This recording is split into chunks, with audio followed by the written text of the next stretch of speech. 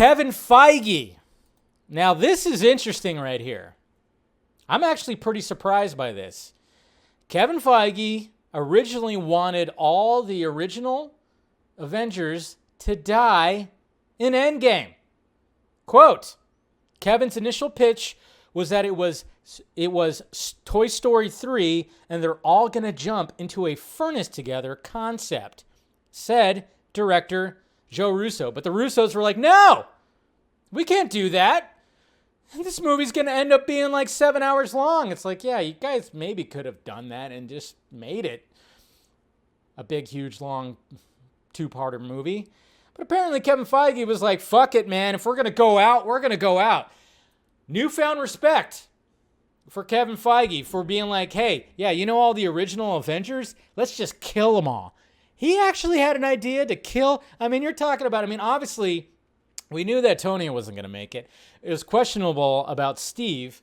And then, technically he lived, but, he's no longer going to be Captain America. But he was going to kill Thor. He was going to kill Hawkeye. He's going to kill Hulk. He's going to kill Banner. What the fuck? That's insane. But I respect that he was just like, fuck it. Let's just let him go out in a blaze of glory. Can you imagine if that would have happened? Can you imagine? There were people that were, hey, I even got teary-eyed too when Tony, did his thing, snapped, and then everybody was saying goodbye to him. I got emotional. It was a sad scene. But there were like literal people like in my movie theater. Can you imagine if they killed off all of them? Not all of them, but the initial Avengers? That would have been insane. That would have been insane. But I respect that. Kevin Feige had some balls at first. And the Russos were like, dude. Well, apparently, to follow up, the Russos were like, no, we can't. We can only handle maybe 2 deaths. Because let's face it, they gave Tony the proper send-off, the funeral.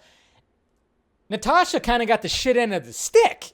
They didn't really do a send-off with her. I still kind of wonder about that. It's like, hey, that funeral scene that happened at the end?